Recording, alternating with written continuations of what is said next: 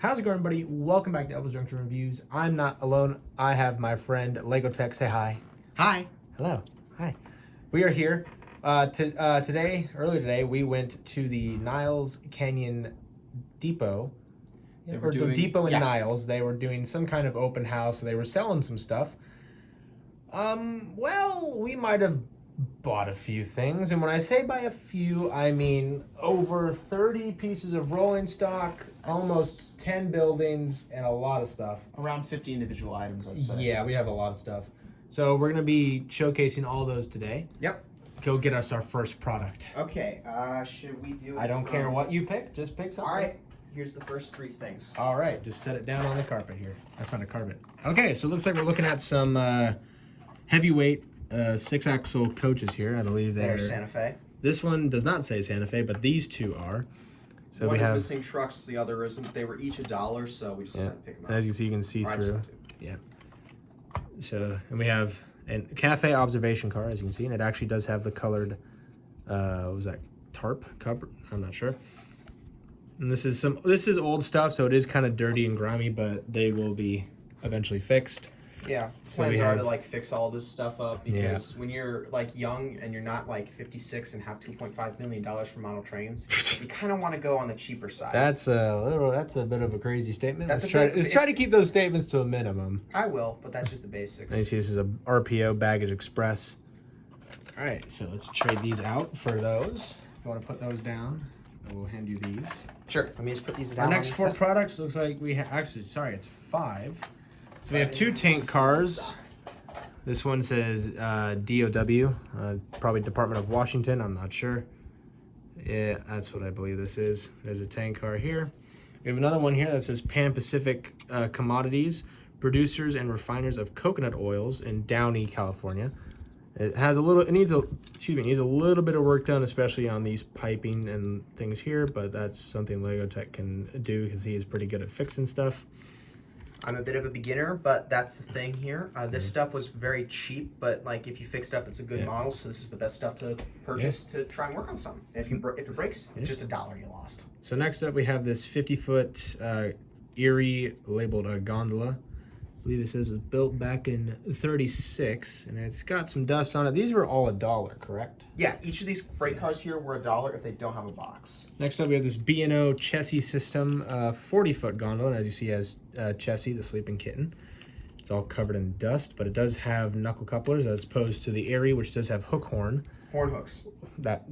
Yeah. Why did they think that was a good idea? No, actually, you can actually see the weight here underneath. Can you see it here? I don't know why they named it that way. Yeah, I'm just questioning the idea of the hook horn. Well, the horn hook. like a lot of people think in the moment their idea is great, but then like you look down the line and you go, man, this was an awful idea. Why did I do that? So next up we have this, I believe these are called C50s, Sun Pacific Bayside window caboose here.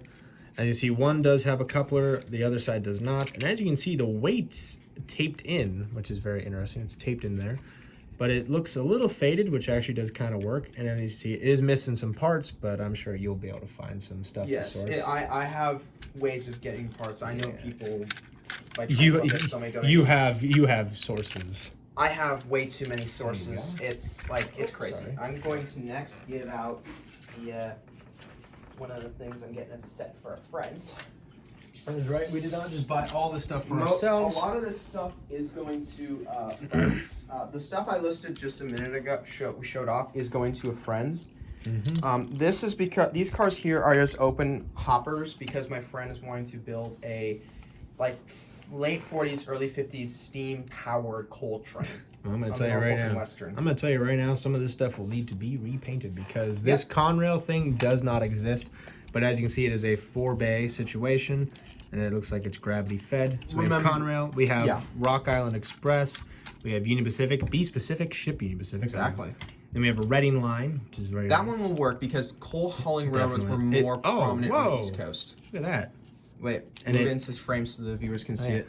It looks like these can close and open. That's pretty cool. Yeah, this is the reason we're going cheaper rolling stock with me and my friend, or my friend I'm getting this for him, is because he can repaint it. And, would you rather spend like $15 on some cars for something that I think it depends on the route. I think it depends on the company. It depends also on the railroad.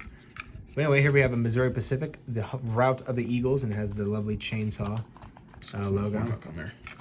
Then we have this Chicago, Burlington, and Quincy, the Burlington route, everywhere west.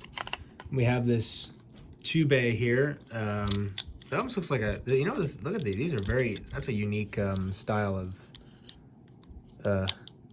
closing. Those almost look like they're gravity fed. They actually feel like metal. I wonder if this was part of some kind of like add-on accessory, like building, where you could actually have like stuff and it would drop out. Yeah, well, I watched a video as of recently on like why model train sets were better back in the day, and it's because of play features like that. Yeah, exactly. Because if you look at a lot of modern sets, it's just trains that go in a loop, or like and if they're entertaining, it's because they have a lot of stuff. Yeah.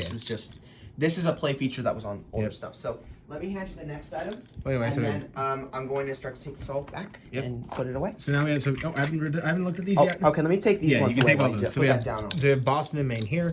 We have a Great Northern ore car, which I don't think they actually did have any ore cars. If anybody does know in the comments, please let us know. And finally, we have this Sioux Line ore car. Looks pretty nice. Ore cars are so unique. You'd think they'd make the ore cars bigger. You would, but considering that most ore carts were used in mine shafts, That is they a very were good point. hand pushed and whatnot. And also, the thing is, ore carts are very rare to find out in the wild. Oh yeah, of course. Actual mine ore carts. Oh, yeah. Take this one out of the box. Yep. So what we have this AHM, the finest HO scale models around the world. I highly doubt that. I highly doubt that too. Now you can see this thing was it was $5.99 from Sears. Dude, it's from Sears. Correct me if I'm wrong, but I think that's the same class of locomotive that's in San Francisco on the San Francisco Bay Railroad. Yeah, Belt. You mean San Francisco Belt? Yes. But prior, it was the Bay Railroad. Yes. This is I believe this is an Alco S2. You can correct me if I'm wrong. And as you can see, the bell is still intact here, and it's painted for the Burlington Northern. It's actually got some good weight to it. I'm actually kind of surprised, because whenever I've seen like older equipment, like like this stuff, it always seems very light and never like this has got some good weight to it. So whoever is getting this is going to be very happy. A lot of older models that people are more willing to sell are usually toy grade. That is If it's expensive, like those Tyco stuff. Yeah, actually, that Union Pacific ore hopper. I watched a video from Washington District Rail Fan. Uh-huh. He says that at his model train store, those are some of the hardest pieces of rolling stock to move off the shelf because of how common they are And how cheap they are. Yeah. Okay, now let me get you the next thing. So Servant, bring thy next product. the next that was all for one friend. This is all for another friend, and we will. Oh, the cabs come off. Yep. That's fine. Don't worry about it. All right. So first of all, what I believe this is a Monon. I believe this looks like either a GP7 or a GP9. I could be wrong. It has more exhaust than I think it needs to, but as you can see, it's kind of very basic. I wonder if this is also a Tyco. I wouldn't put it past. Because I can see, look at the gears in there. They're not even. You can see there's a bar right here. It's hard to see That's on the worm. camera. It's the worm gear. Exactly. Yeah. This is a very this is definitely more toy-like, which is the reason I said like a lot of stuff. Look at how boxy it is compared to like comparing one of this to exactly. You can see also a lot of the details here are molded on rather than externally placed on, which is a sign of a cheaper product. But cheaper doesn't always mean it's not going to last. There's some old Walters Trainline GP20s that are almost indestructible from definitely one of my friends, he said. So next up we have this just painted all black. I believe this one did not work, but this is an EMD NW2. Yeah, this one didn't work when we tested it. The one that had horn hooks did, or a horn hook on the front. This one has Katie's and that one works. So I believe this might be either X-Milwaukee or it could also be XSP.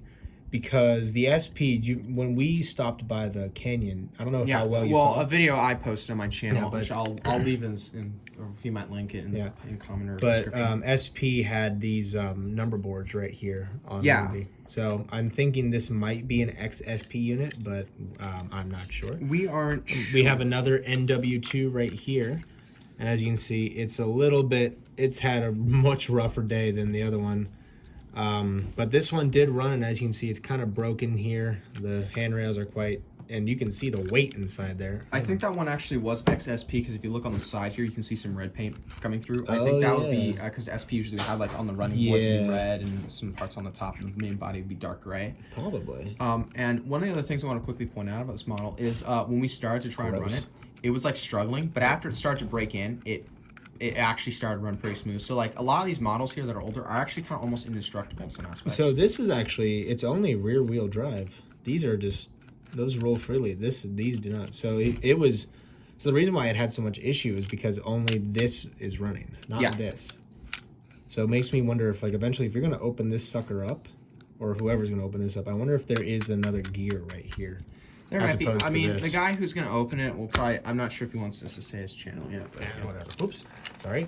Finally, we have this BR little, I'm assuming it's either like a dock switcher, but it's kind of cute and adorable to me, personally. And when we put this on the test track, it went. Like, it was, do you remember how fast it was? That thing, you saw from a Leo Kim video. Yeah, Hornby made these things, and they just said, let them go nuts. Because these smaller units were used for more play sets for children. Yeah, or they were like starter sets and all that. Yeah, for the most part. Pizza cutter wheels. Yeah, pizza cutter flanges is something we call at our train club, or my train club. Yeah. Something you can say the name of the train club. People are aware of it. Oh yeah. Okay. Let me bring the last of that roll stock. So that stuff back. Those locomotives were for one of our friends. This is personally just for me. In the face. Pardon? You want to hit me in the face? Oh. There's some stuff off to the side here. But anyway, we're gonna start from the beginning and move our way that way. So we have a lot of reefers. Oh, no, careful. No, so it can all be in camera. So we have a URTX.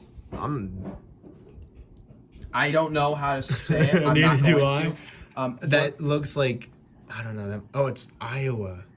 One thing I want to point out with this, the trucks here are able to pop out, and I swapped some plastic ones with horn hooks and plastic wheels for these ones with metal wheels and KDs, because I was going, if I'm going to pay $1, I might as well get my money's worth for it. Next up, we have this Minneapolis and St. Louis. This is just a regular box car.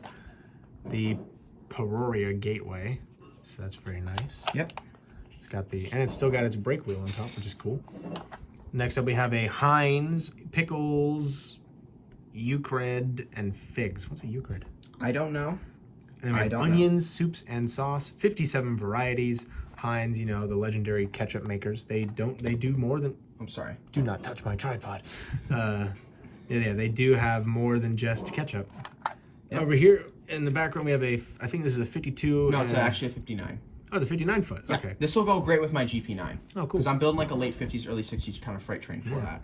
So we have a 59 foot Southern Pacific open top gondola here. Looks very nice.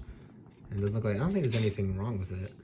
You can see the weight underneath. Nothing really. It's got plastic wheels, which is the only thing to complain about, but it's got Katy couplers, and I think it should be up to the Katy height gauge standards. Oh, cool. So next up we have this Burlington Refrigerated Express, so BREX, Burlington Route right here. I'll just throw it in with my PFE train because it'll just blend in. Now it is missing the top hatches, which I'm not too bummed about, and also the couplers, yes, they're missing, but I can probably get some coupler box replacements or something. Yeah. Parts. And then lastly, well, I haven't done these yet, but before the British stuff. This I got this because since I am getting a black SP MT4, I want to build like a bit of a commuter train. And you have to say, why is it saying UP? I mean, I don't really care if it says UP or SP because they got similar paint. So, or if I find an SP one, I can just trade it. Simple. Yeah. So it looks pretty nice. It's already got knuckle couplers on there with the trip pins already cut off. Yep, because most of us usually cut trip pins off. Yeah, because they get stuck on the... They get stuck on the ties, but usually they get stuck on switches where the rail is. Yeah. Because it's just... Or diamonds. Yeah. So next up we have this... Brake van. Yep, a Hornby brake van. I believe this is Hornby. I got that because I don't really have much British rolling stock. Yeah. I have a Hornby Percy and a Bachmann Thomas, and I want to get some rolling stock and equipment for... You ever noticed also they also have side windows? Yeah, no, they're similar to bay window cabooses. It's all covered in dust and stuff. I'm actually kind of... I need to know, but I'm wondering if the bay window caboose design was kind of inspired by the brake van, or the brake van was inspired by the bay window caboose. I'm not sure though. I think it just kind of happened out of necessity. Probably. So next up we have this Tidmouth milk. This is a Thomas related. I think it's a Bachmann because it's cheaper. I don't think so. I think this is Hornby. Maybe. But Actually, it's probably Hornby because these have got to be Hornby. No, because like if you look at the coupler right here, it's like slightly off to the side. Yeah. Bachmann is usually always in the center. Hornby's is like that, so that way the coupler pins right here will not get in the way of each other. Yeah, so it's definitely a Hornby. I'm gonna start with these Yeah. down. And finally, we have this Cheltenham Crook and Greenway for coals. It's just like a coal gondola. Pretty And much. it's very nice and colorful. It's covered in dust, but it is a Hornby, and it was, oh, take a guess on where it was made. UK. Nope, China. I heard everything pre-1994 was You still made are- in the UK. you are correct. Now here is the first stuff of box stuff. Yeah. Now you might be going, why did we showcase 3 of them? Well, So they're the same. So these are all the same thing. They are Evans 53-foot double plug box cars, but they are for the Modesto Empire and Traction Railway, which we have both seen together. yep. So let's go ahead. What does that smell? I don't know. That's wine. While you get that, Yeah, it's wine. while you get that open, I'm gonna put some other stuff in the back. Okay.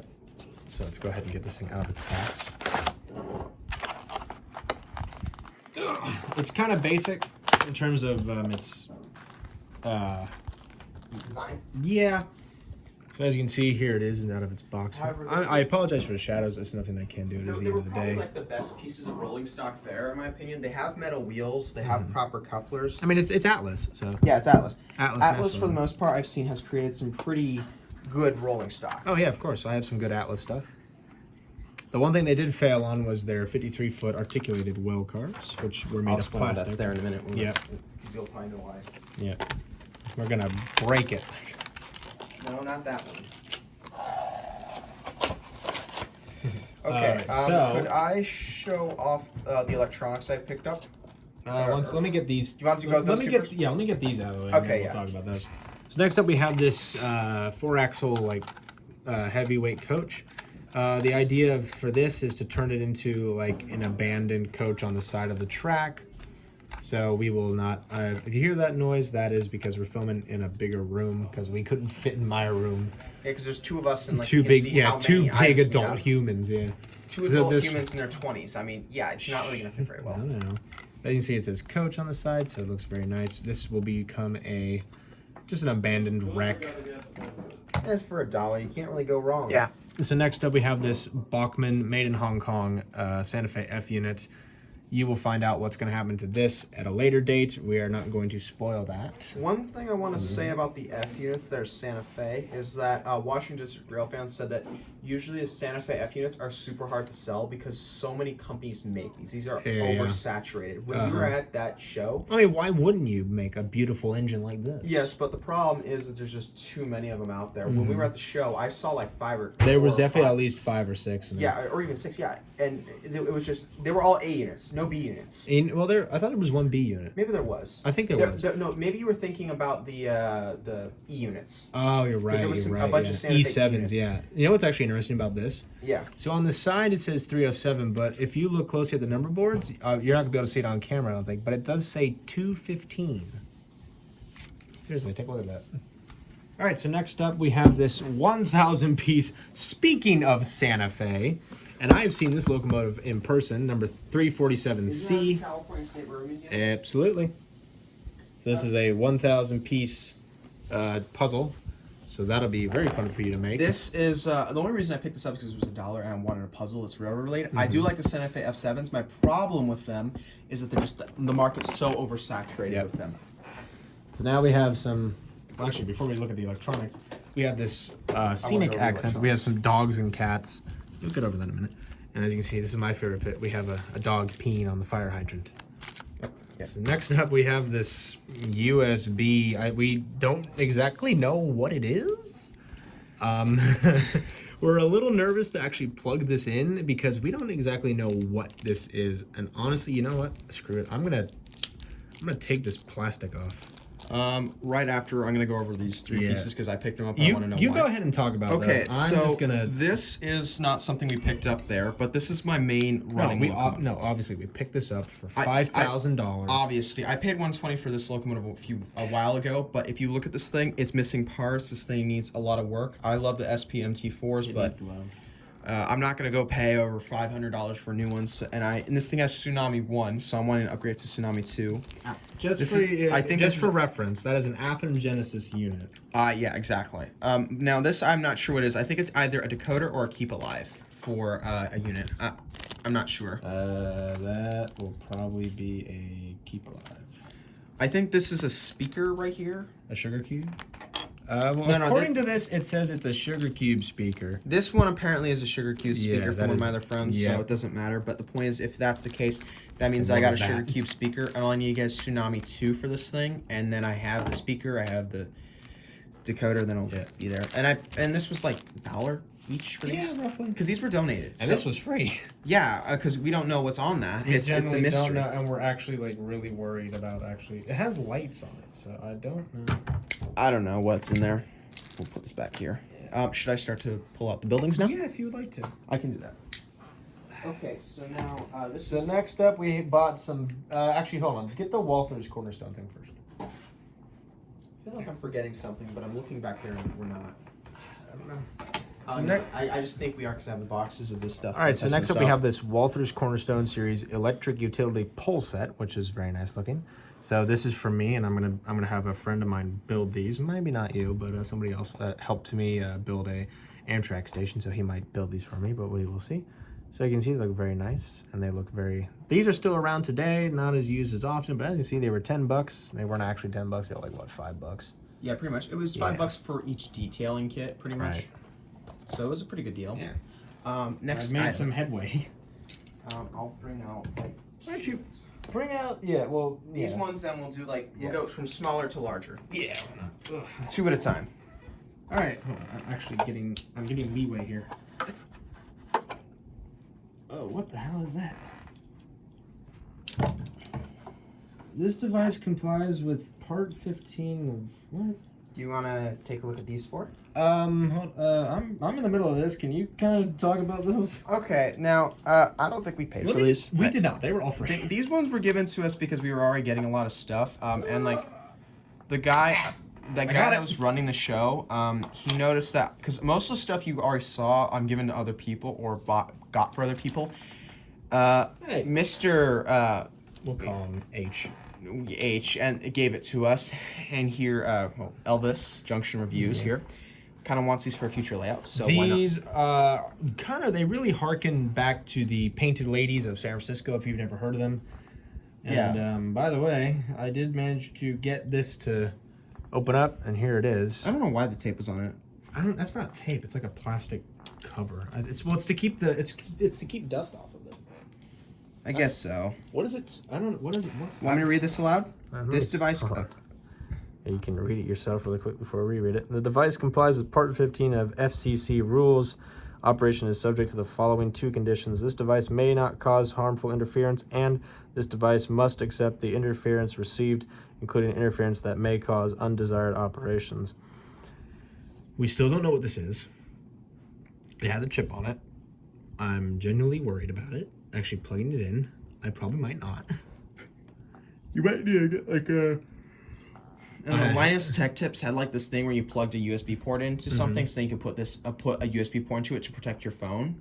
Something like that to protect your computer from that thing. Yeah, because it's got a chip in there. I mean, because the thing is, why would this be at a train shop? I don't know, but I would be very wary what you put in your computer. This is a piece of advice for anyone. Like, I forgot, it was like a kill switch, There are USBs out there that are strictly kill switches where they will just attack your motherboard. And you plug into a phone, a laptop, or a computer. It like kills it. There's nothing salvageable inside of that computer afterwards. It's destroyed. Need a roof? Yeah. So as you can see, there's nothing inside, but that's pretty much how most HOs go. Just buildings are in general. Yeah, most of them, unless someone like really wants to go with the detailed work. Yeah, but that's not very likely. But as you see, some of these are they have a few things that are broken. Like for instance, this is here.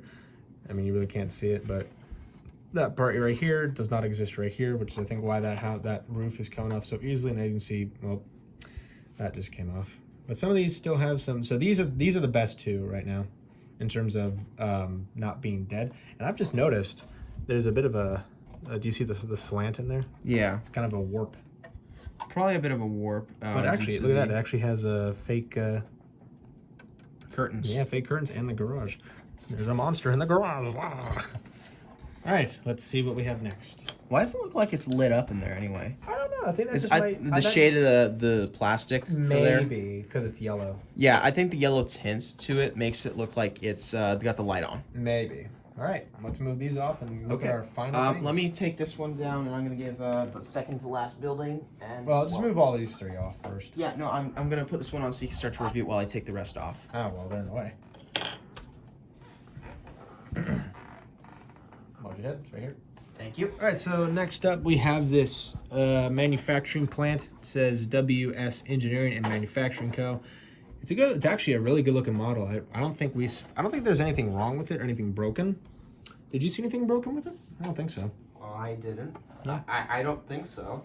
But it looks pretty nice. The only thing I would say maybe missing is a loading station. I mean, for rail cars, like box cars or something. Well, I think this is it right here. Actually, it should be. I'm pretty sure it should be like on a roll base. it down, like right. He meant right here. Yeah, that right here. I think this should be like a base, like a a foundation. Yeah, a bit of a foundation. That's probably what I was. Yeah, that's probably what. And then that's just like a spare door. But I actually generally think this is not a railroad plant. I think because if it was, there would be like an actual like platform. This is more of just for like the road. So this is that's for like a truck.